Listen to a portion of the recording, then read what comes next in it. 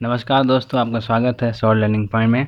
देखिए, पहली शिफ्ट जो इलाहाबाद हाई कोर्ट की थी, आज टाइपिंग टेस्ट का एग्ज़ाम का वो हो चुका है। और मैं आपको पूरी एनालिसिस बताऊंगा कि क्या हुआ आज। पहले क्या टाइपिंग कराया गया, दूसरा क्या टाइपिंग कराया गया। तो देखिए, पहले टाइपिंग कराया गया है इंग्लिश।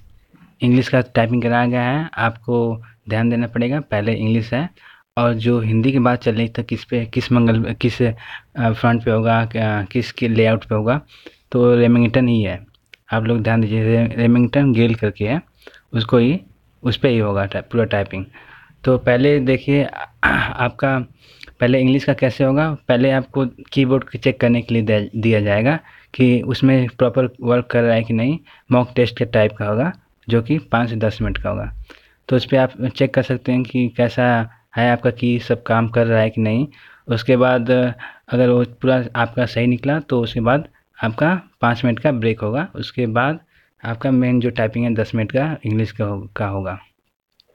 फिर उसके बाद इंग्लिश का टाइपिंग होने के बाद आपका अपने आप सेव हो जाएगा। अगर सेव करना पहले ही आपका अगर कंप्लीट कर चुके हैं तो आप अपने भी सेव कर सकते हैं, या तो वो ऑटोमेटिकली सेव हो जाएगा।